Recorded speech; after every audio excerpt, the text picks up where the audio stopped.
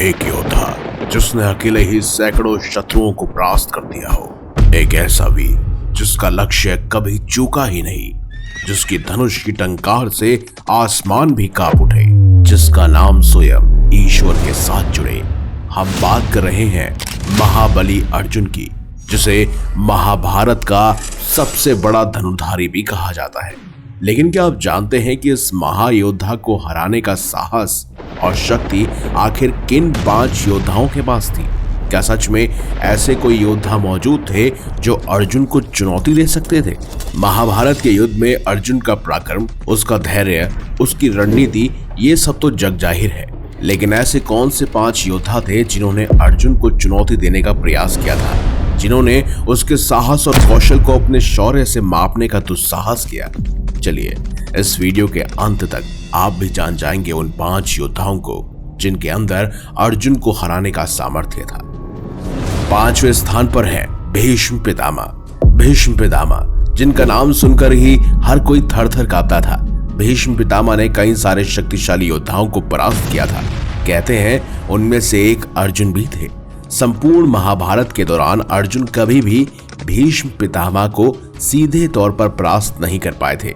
वहीं अगर विराट युद्ध की बात की जाए तो विराट युद्ध के दौरान अर्जुन ने भीष्म पितामह को परास्त नहीं किया था, सिर्फ मूर्छित किया था, और वो इसमें सफल भी हुए थे। और उनका मुकाबला सीधे तौर पर भीष्म से उस समय भी नहीं हो पाया था। वैसे भीष्म पितामह अर्जुन को बेहद प्रेम करते थे और इसीलिए वो कभी भी अर्जुन के ऊपर ऐसे तीर नहीं छोड़ते थे जो उनके प्राण ले सकते। महाभारत के 10 दिन के युद्ध तक लगातार भीष्म पितामह रोजाना कई सारे पांडव सैनिकों का वध करते थे और इस दौरान अर्जुन और भीष्म पितामह का आपस में कई बार आमना सामना हुआ, जहां अर्जुन उन्हें बिल्कुल भी परास्त नहीं कर पाए। सिर्फ यही नहीं, कुरुक्षेत्र के युद्ध में भीष्म पितामह रोजाना कई सारे लाखों पांडव सैनिकों का वध करते और उनके पास इच्छा मृत्यु का वरदान था, इसीलिए उन्हें हरा पाना और मार पाना बिल्कुल असंभव था। ये बात खुद भगवान श्री कृष्ण भी जानते थे। इसीलिए भगवान श्री कृष्ण ने इसके लिए एक युक्ति सोची। उन्होंने पांडवों को स्वयं भीष्म पितामह के पास भेजा ताकि वह उनसे इच्छा मृत्यु के इस बंधन को तोड़ने और उनकी मृत्यु का रहस्य जान पाए। तब भीष्म पितामह खुद जानते थे कि वो अधर्म की तरफ है, इसीलिए उन्होंने पांडवों को अपनी मृत्यु का रहस्य बताया, जिसके अगले दिन अर्जुन ने शिखंडी को ढाल बनाकर कई असंख्य तीरों से भीष्म पितामह का वध किया। लेकिन दोस्तों, कभी भी सीधे तौर पर अर्जुन भीष्म पितामह का मुकाबला भी नहीं कर पाया था, ना ही कभी उन्हें हरा पाया था। 4थे नंबर पर है द्रोणाचार्य, जो खुद अर्जुन के गुरु कहे जाते हैं, जिन्होंने ही अर्जुन को धनुर्विद्या का ज्ञान दिया। देखा जाए तो गुरु द्रोणाचार्य को उन सभी अस्त्रों का ज्ञान था जिन सभी अस्त्रों का ज्ञान अर्जुन को था। महाभारत में द्रोणाचार्य अपनी पूरी क्षमता के साथ नहीं लड़े, उन्होंने पुत्र मोह के कारण ही अधर्म का साथ दिया था। वो जानते थे कि अर्जुन धर्म के साथ है, इसीलिए कभी भी उन्होंने उसे मारने की कोशिश नहीं की। कहते हैं जब निर्मम तरीके से कौरवों ने चक्रव्यूह के अंदर अभिमन्यु का वध किया, तब उसके आक्रोश में अर्जुन ने अगले दिन जयद्रथ को मारने की प्रतिज्ञा ली और जयद्रथ को बचाने के लिए द्रोणाचार्य स्वयं वहां पर मौजूद थे। युद्ध के आरंभ होते ही अर्जुन का आमना सामना द्रोणाचार्य से हुआ। उस वक्त काफी देर हो चुकी थी, दोनों का द्वंद्व बहुत देर से चल रहा था, जिसका कोई निष्कर्ष नहीं निकल रहा था। ये देखकर भगवान श्री कृष्ण ने अर्जुन से कहा कि वह आचार्य द्रोण से आगे जाने की आज्ञा मांगे और ये युद्ध बंद कर दे। अर्जुन ने बिल्कुल ऐसा ही किया और एक शिष्य होने के नाते उन्होंने अपने गुरु से आगे जाने की आज्ञा मांगी। तब आचार्य द्रोण उसे मना न कर सके और उसे आगे बढ़ने की आज्ञा दे दी। यदि आचार्य द्रोण सचमुच चाहते तो उस दिन जयद्रथ जिंदा बच जाता और अपनी प्रतिज्ञावश अर्जुन को आत्मदाह लेना पड़ता, और द्रोणाचार्य ऐसा नहीं चाहते थे, इसीलिए उन्होंने अर्जुन को आगे जाने दिया। देखा जाए तो आचार्य द्रोण में भी अर्जुन को हराने का सामर्थ्य था, क्योंकि वो स्वयं उनके गुरुदेव थे। 3रे नंबर पर मौजूद है भगदत्त। प्रयाग ज्योतिषपुर के राजा भगदत्त थे, जिन्होंने महाभारत में कौरवों का साथ दिया।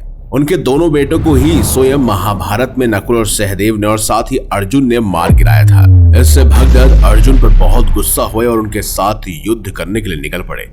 कहते हैं दोनों के बीच बहुत ही भीषण युद्ध चला था। कहते हैं वो पूरी तरह से अर्जुन पर हावी थे। अर्जुन के बेबस पड़ते ही भगवान श्री कृष्ण ने ही उन्हें बचाया था। कहते हैं जब भगदत्त पूरी तरह से अर्जुन के साथ युद्ध कर रहा था तो अचानक ही अर्जुन के कई सारे असंख्य बाणों से भगदत्त घायल हो गया और उसके पास जब कोई चारा नहीं बचा तब उसने आक्रोश में आकर वैष्णवास्त्र अर्जुन के ऊपर छोड़ दिया। भगदत्त का छोड़ा हुआ यह दिव्यास्त्र सबका विनाश करने वाला था। तब भगवान श्री कृष्ण ने स्वयं इस अस्त्र को अपनी छाती पर ले लिया और इस तरह से अर्जुन बच गए।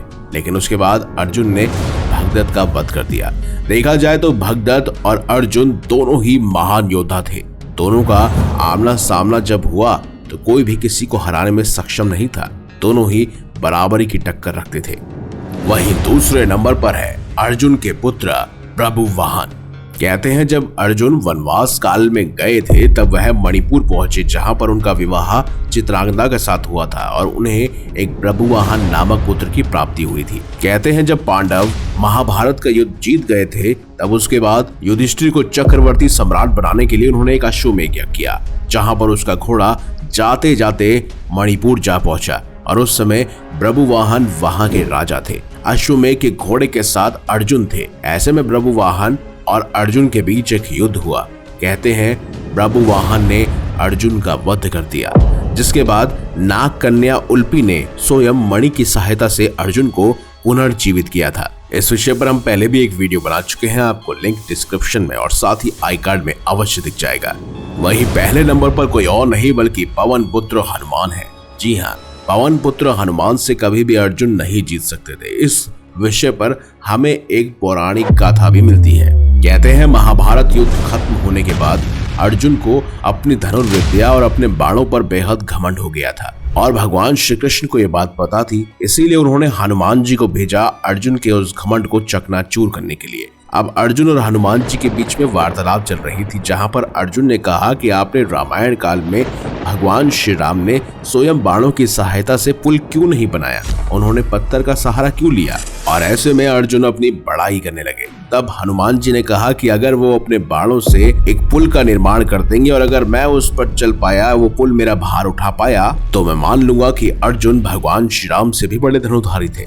अब ऐसे में अर्जुन ने कई असंख्य तीरों के सहायता से एक पुल का निर्माण किया, लेकिन हनुमान जी ने जैसे ही उस पर एक पांव रखा वह पुल ढह गया। ऐसे करते करते 3-4 बार अर्जुन ने कई सारे पुलों का निर्माण किया, लेकिन वो हनुमान जी का भार नहीं उठा पाए। इससे अर्जुन का घमंड चूर चूर हो गया। तो दोस्तों, यही थे वो 5 योद्धा जो सीधे तौर पर अर्जुन को हरा सकते थे और इनमें से कुछ योद्धाओं ने तो हराया भी था। अगर आपको हमारी ये खास जानकारी, ये वीडियो अच्छी लगी है तो इस वीडियो को लाइक कीजिए, हमारे चैनल को सब्सक्राइब कीजिए और ज्यादा से ज्यादा शेयर भी कीजिए। तो मिलेंगे अगली बार एक नई खास वीडियो के साथ। तब तक देखते रहिए संपूर्ण ज्ञान का केंद्र बिंदु मिस्टीरियस हिंदू।